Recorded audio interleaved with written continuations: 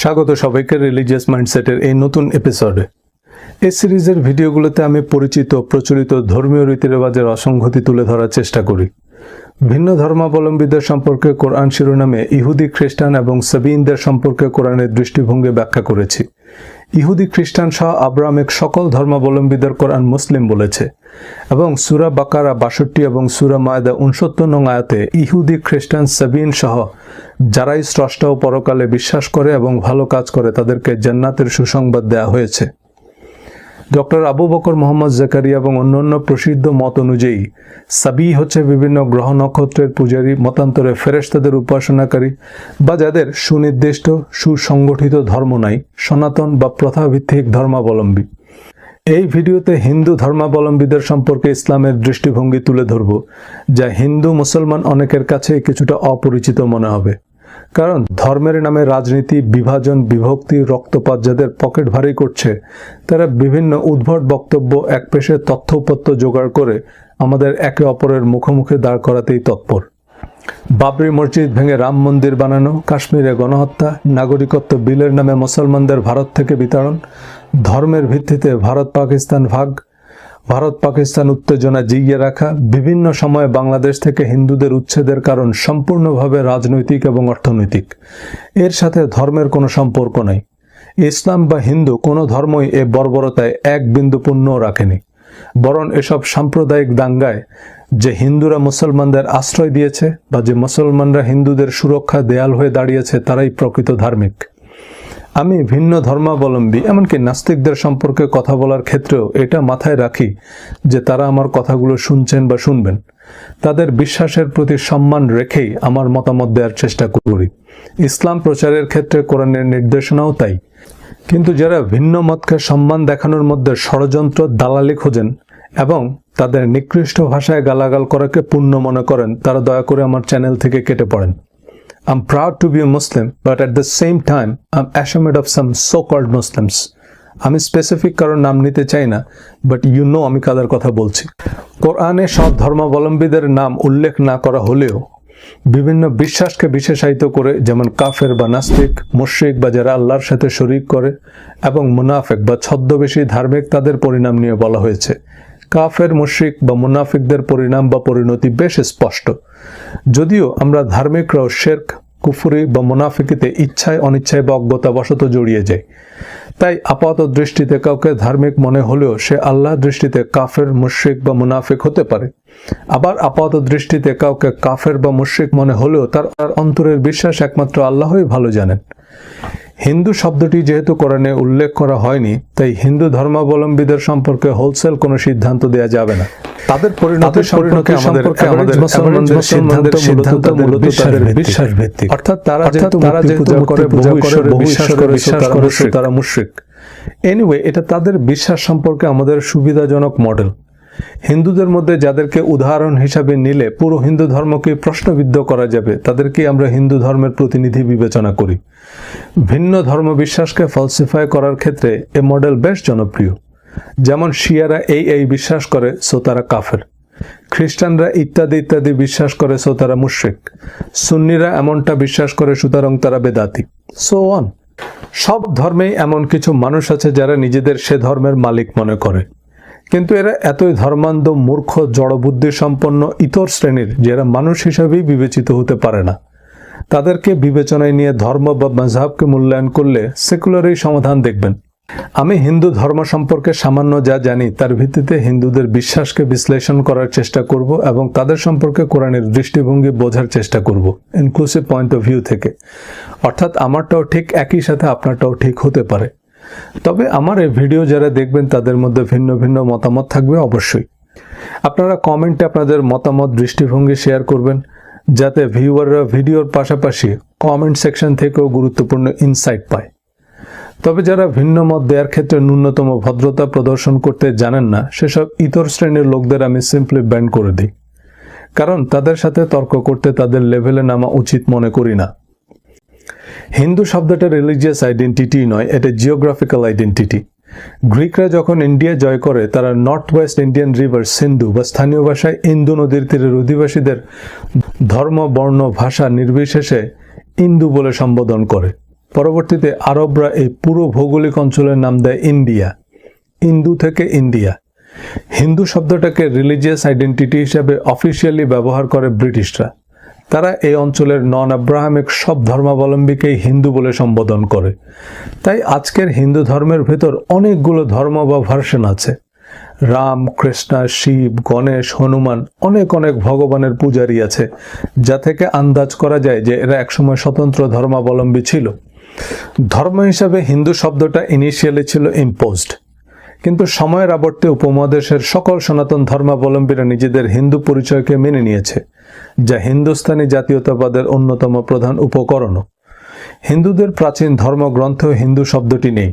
বেদকে সকল সনাতন ধর্মের মূল গ্রন্থ হিসেবে মানা হলেও কোনো বেদিক লিটারেচারে ধর্ম হিসেবে হিন্দু শব্দটির ব্যবহার নেই। রামায়ণ, মহাভারত হিন্দুইজমের ধারণার চেয়ে অনেক পুরনো। যে কোনো কারণে যেহেতু এই দুটি গ্রন্থ হিন্দুদের কাছে পবিত্র, তাই আমরা মুসলমানরা এই কালোত্তীর্ণ জ্ঞানভাণ্ডারকে হোলসেল রিজেক্ট করেছি। আজকের প্রচলিত হিন্দু ধর্ম সম্পর্কে কোরআনে স্পষ্ট বর্ণনা নেই বা থাকার কথাও নয়। তারা সাবিন হিসেবে বিবেচিত কিনা তা আল্লাহই ভালো জানেন। তবে যারাই স্রষ্টায় বিশ্বাস করে, পরকালে বিশ্বাস করে এবং সৎ কাজ করে, কোরআন অনুযায়ী তারা কোয়ালিফাইড। হিন্দুরা স্রষ্টা ও পরকালে বিশ্বাস করে এবং কোরআনের সৎকর্মের যে তালিকা সে অনুযায়ী অনেক সৎকর্মশীল হিন্দু ধর্মাবলম্বীকে আমি আপনিও ব্যক্তিগতভাবে চিনি। তবে আজকের হিন্দু ধর্মের অনেক চর্চাকে হিন্দু পণ্ডিতরাও অধর্ম বলছেন। কম্পারেটিভ রিলিজিয়নের পপুলার ডিবেট ডায়ালগ থেকে আমরা জানি হিন্দু ধর্মের অরিজিনাল ধর্মগ্রন্থে মূর্তি পূজা এবং পলিথিজমের উল্লেখ নেই। যদি হিন্দু শাস্ত্র অনুযায়ী সর্বশক্তিমান ঈশ্বর একজন হন এবং তার কোনো প্রতিমূর্তি না থাকে, তবে থিওরিটিক্যালি ইসলাম ও হিন্দু ধর্মের মধ্যে উল্লেখযোগ্য কোনো পার্থক্য নেই। পার্থক্য কেবল প্র্যাকটিসে। এখন প্র্যাকটিসের তুলনার ক্ষেত্রে দুই ধর্মেরই বেস্ট প্র্যাকটিশনারদের এক্সাম্পল হিসেবে নিতে হবে। বেস্ট মুসলিম বনাম বেস্ট হিন্দু। যারা ধর্মের ভুল চর্চা করে, ধর্মকে হাটে মাঠে বিক্রি করে, তারা কোনো ধর্মেরই প্রতিনিধি নয়। যারা মূল ধর্মগ্রন্থগুলো পড়ে, কনফার্মেশন বায়াসড না হয়ে চিন্তা গবেষণা করে, ধর্মের প্রকৃত শিক্ষা উপলব্ধি করে, চর্চা করে, তারাই প্রকৃত ধার্মিক। ধর্মের ভুল চর্চা বা শিরক, কুফরি, মুনাফেকে খুঁজতে আমাদের হিন্দু বাড়িতে যেতে হবে না। ইসলাম ধর্মেরই এমন হাজারো ভার্সন আছে যা দেখলে আপনিও বলবেন, ভাই এ আবার কোন ধর্ম? এই কিম্ভূত কিমাকার ইসলামের সাথে কোরআনের কোনো সম্পর্ক নেই। কোরআনের ব্যাখ্যা, বিশ্লেষণ, সারমর্ম, তাৎপর্য, ভাব সম্প্রসারণ ইত্যাদি নাম দিয়ে কথিত হাদিস, ফিকহ, ইজমা, কিয়াস, দোয়া, দুরুদ, কিচ্ছা কাহিনীর মনগড়া বই রচনা করে দিন শেষে সেসবকেই আমরা ধর্ম হিসাবে পালন করি। রিলিজিয়াস মাইন্ডসেট ধারাবাহিকের সব ভিডিও দেখলে একমত হবেন যে সৈয়দ ওয়ালিউল্লাহ যথার্থ বলেছেন, শস্যের চেয়ে টুপি বেশি, ধর্মের চেয়ে আগাছা বেশি। হিন্দু ধর্মাবলম্বীদের মধ্যেও এমন বিশ্বাস বা চর্চা আছে যার সাথে মৌলিক হিন্দু শাস্ত্রের কোনো সম্পর্ক নেই। সতীদাহ বা বিধবা বিবাহে নিষেধাজ্ঞা হিন্দু শাস্ত্রে না থাকলেও এ প্রথা একসময় হিন্দু সমাজে সুপ্রতিষ্ঠিত ছিল।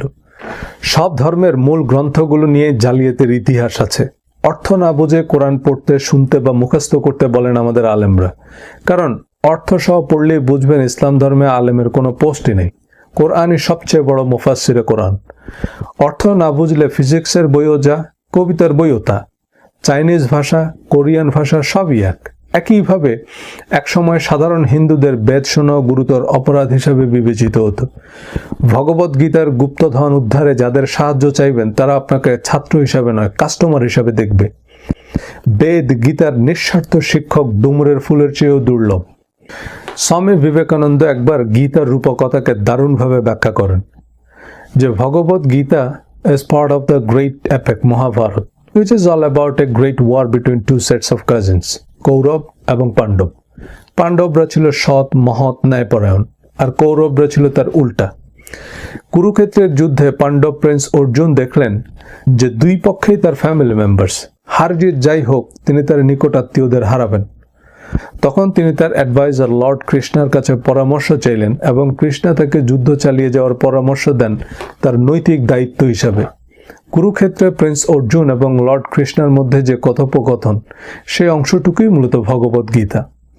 না, পুরো অংশটুকু রূপক অর্থে নিলে কুরুক্ষেত্রের যুদ্ধটা প্রতিটা মানুষের জীবন যুদ্ধ, যেখানে পাণ্ডব হচ্ছে আমাদের পজিটিভ ফোর্স আর কৌরব হচ্ছে আমাদের ভেতরের অপশক্তি। অমূলক ভয়ভীতি, সন্দেহ, সংশয়, হিংসা, অহংকার, লোভ, স্বার্থপরতা, অজ্ঞতা, গোঁড়ামি এরা কৌরব তথা আমাদের পরিবারের সদস্যের মতো, কারণ আমরা এদের সাথেই বসবাস করি, এদের সাথেই বেড়ে উঠি। এরা আমাদের খুবই পরিচিত। আমরা এদের সাথে যুদ্ধ করতে চাই না। আমরা জানি এরা আমাদের জীবন যুদ্ধে সাফল্য সার্থকতার প্রধান প্রতিবন্ধকতা, কিন্তু আমরা এদের হত্যা করতে চাই না। নিজের ভেতরের এই ইভেল ফোর্সের সাথে যুদ্ধই হচ্ছে পৃথিবীর সবচেয়ে কঠিন যুদ্ধ। এই অমূলক ভয়ভীতি, দুশ্চিন্তা, দুর্ভাবনা নিত্য নতুন রূপে আমাদের সামনে এসে দাঁড়াবেই। এই অবিসম্ভাবী যুদ্ধ জয়ের মন্ত্রই ভগবত গীতা।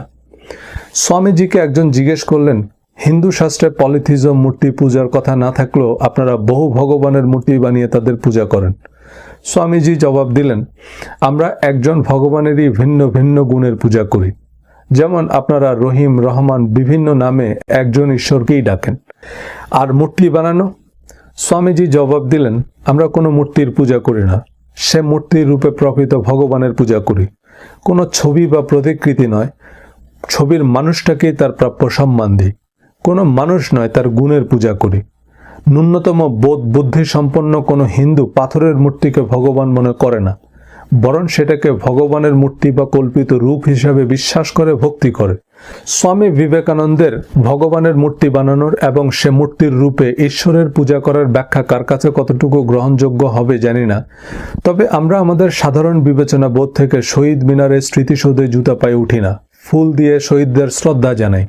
কিন্তু এই ইট পাথরের ইমারতের শহীদরা কোথায়?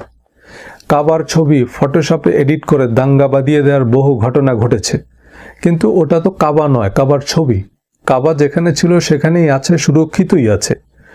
সম্প্রতি করোনা প্যান্ডেমিকের কারণে কাবার দরজা বন্ধ করে নিয়ে কাবার একজন সম্মানিত ইমাম খুব দারুণ একটা কথা বলেছেন, যে মুসলিমদের আমরা একটা মেসেজ দিতে চাই যে আমরা এই ঘরের উপাসনা করি না, আমরা একমাত্র আল্লাহর উপাসনা করি, আর তিনি কেবল এই ঘরে নয়, সর্বত্র বিরাজমান। ইদানিং আমাদের আলেমরা ডিজিটাল ছবি, ভিডিওকে জায়েজ বলছেন এই যুক্তিতে যে এটা সত্যিকারের ছবি নয়, এটা মূলত অনেকগুলো ক্ষুদ্র ক্ষুদ্র আলোর কণা। সেই একই যুক্তিতে প্রিন্টেড ছবিও সত্যিকারের ছবি নয়, তা মূলত কাগজ এবং কালি। একটা মূর্তি মূলত রং করা পোড়া মাটি বা পাথরের টুকরা। সৌদি আরবের মহাসড়কে খাদেমুল হারামাইন বাদশাহ সালমানের প্রতিকৃতি টাঙানো। সে ছবিকে অবমাননা করলে জেলে যেতে হবে। দেশে দেশে নরেন্দ্র মোদীর, ডোনাল্ড ট্রাম্পের কুশপুত্তলিকা পড়ানো হয়। তার মানে কোনো মানুষের প্রতি সম্মান অসম্মান প্রদর্শনের জন্য তার ছবি বা মূর্তিকে সম্মান বা অপমান করার রেওয়াজ একটা সাধারণ ধারণা। হিন্দু ধর্মের অথেন্টিক প্র্যাকটিশনাররা যদি শাস্ত্র অনুযায়ী একজন সর্বশক্তিমান ঈশ্বরকেই বিশ্বাস করেন, প্রকৃত ভগবানের উপাসনা করেন আর সৎকর্ম করেন, তবে কোরআন অনুযায়ী তারা কোয়ালিফাইড। আরেকটি ভিডিওতে সূরা বাকারার ৬২ নং আয়াতের আলোকে বিস্তারিত বলেছি। তবে হিন্দু ধর্মাবলম্বীদের মধ্যে খুব কম মানুষই হিন্দু ধর্মের প্রকৃত জ্ঞান রাখেন এবং খুব কম মানুষই বিশুদ্ধ সনাতন ধর্ম চর্চা করেন। তার মধ্যে আরও নগণ্য যারা সৎ কাজ করেন। কিন্তু সবগুলো কথা মুসলমানদের জন্যও প্রযোজ্য। শিরিক বেদাত মুক্ত বিশুদ্ধ কোরআন অনুসারী প্রকৃত মুসলমান বেশ দুষ্প্রাপ্য। সে প্রকৃত মুসলমানদের মধ্যে সৎকর্মে নিবেদিত মানুষ প্রায় বিলুপ্ত, কারণ কোরআনের সৎকর্মের যে তালিকা তা বিভিন্ন এনজিওরা করলেও আমরা সেসবকে ধর্মকর্ম মনে করি না। কিছু পোশাকি রীতি রেওয়াজকে আমরা ধর্ম হিসাবে মানছি, যা কোরআনের সাথে সম্পর্কহীন, সামঞ্জস্যহীন বা কোরআন অনুযায়ী গুরুত্বহীন। বড় বড় দরগা, মাজারে কার্যত যা হচ্ছে তা মূর্তি পূজার মতোই নির্ভেজাল শিরিক। আমাদের জন্য আল্লাহর পক্ষ থেকে নাজিলকৃত সম্পূর্ণ, পরিপূর্ণ, অনুমোদিত জীবন বিধান হচ্ছে কোরআন। আজ কোরআনের সাথে সামঞ্জস্যহীন কথিত এসব হাদিস, ইজমা, কিয়াস, বানোয়াট কিচ্ছা কাহিনী, দোয়া, তাবিজ নির্ভর এক উদ্ভট ধর্মচর্চায় ইসলাম নামে পরিচিত। বেশিরভাগ ধর্মপ্রাণ মুসলমান এটা উপলব্ধি করতে পর্যন্ত অক্ষম যে কোরআন আর হাদিসের পার্থক্য কি, কোনটা হাদিসের কথা কোনটা কোরআনের, তাও অনেকে আলাদা করতে পারে না। আরবি হরফে ডোনাল্ড ট্রাম্পের বক্তৃতা লিখে দিলেও মানুষ সেটাকে কোরআন জ্ঞানে সম্মান করবে। দেয়ালে আরবিতে পেশাব করা নিষেধ লিখে দিলে মানুষ আর সেখানে পেশাব করে না। মানুষ আরবি দেখলেই সেটাকে ধর্মের মন্ত্র মনে করে। মানুষের এই অন্ধ আবেগকে কাজে লাগিয়ে মুসলমানদের কোরআন থেকে এত দূরে সরিয়ে নেওয়া হয়েছে যে কতগুলো আরবি লেখাকে যাবতীয় সমস্যা সমাধানের দোয়া এবং সেসব দোয়ার কল্পিত ফজিলত সমৃদ্ধ বই আমাদের দৈনন্দিন ধর্মচর্চার প্রধান ভিত্তি। বেশিরভাগ ধর্মপ্রাণ মুসলমানকে যদি ইসলাম ধর্মের প্রধান করণীয় বর্জনীয় কাজগুলোর তালিকা বানাতে বলি, তারা যে তালিকা বানাবেন তার সিংহভাগই কোরআন বহির্ভূত, কোরআনের বক্তব্যের পরিপন্থী, মানবরচিত, সংগৃহীত, সংকলিত বিভিন্ন কিতাব ভিত্তিক। এই সিরিজের অন্যান্য ভিডিওতে বিস্তারিত বলেছি যে আমাদের প্রধান প্রধান ধর্মাচারের সাথে কোরআনের সম্পর্ক কত দুর্বল, অথচ কোরআনের স্পষ্ট সৎ অসৎ কর্মের নাম আমাদের ধর্মাচারের তালিকায় নেই। কে কাফের, কে মুশরিক, কে মুনাফিক, এ বিতর্কের নামার আগে fasten your seat belt first. আল্লাহর নিকট সবচেয়ে প্রিয় প্রার্থনা হচ্ছে ইহদিনাস সিরাতাল মুস্তাকিম, সরল সঠিক পূর্ণ পন্থা দাও গো মোদের বলি। কারা কারা সঠিক সত্যে অবিচল, তার চূড়ান্ত ফয়সালা করবেন আল্লাহ। কোরআন ভিন্ন ধর্মাবলম্বীদের সাথে ন্যায়সঙ্গত আচরণের নির্দেশ দিয়েছে। হিন্দু, মুসলমান, ইহুদি, খ্রিস্টান এসব বিভাজন প্রকৃতপক্ষে ধর্মীয় কারণে নয়, বরং রাজনৈতিক অর্থনৈতিক কারণে।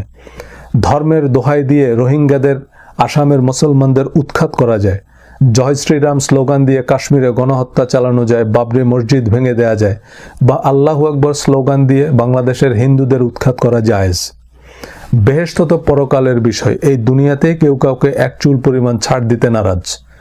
উগ্র হিন্দুত্ববাদী বিজেপি সরকারের সাম্প্রদায়িক রাজনীতির সাথে যেমন হিন্দু ধর্মের কোনো সম্পর্ক নাই, আল্লাহর দিন কায়েমের নামে নিরীহ মানুষ হত্যাকারীদের সাথে ইসলাম ধর্মের কোনো সম্পর্ক নাই। ইসলামী দলগুলো যদি কোনো কারণে ক্ষমতার কাছাকাছি পৌঁছায়, তবে প্রধান ইসলামী দলগুলোর সম্পর্ক ইসরায়েল ফিলিস্তিনের চেয়েও ভয়াবহ হবে। ইহুদি, খ্রিস্টান, শিয়া, সুন্নি, হানাফি, হাম্বলি তো বহুদূর, তাবলিগ জামাতের দুই গ্রুপ নিজেদের মধ্যে মারামারি করে বহুত ফায়দা হাসিল করছে। নিজেদের বেহেশতের সোল এজেন্ট প্রমাণ করার জন্যই ধর্মের দোকানদাররা মানুষকে বেদ, বাইবেল বা কোরআনের সরল সত্যের কাছে ভিড়তে দেয় না।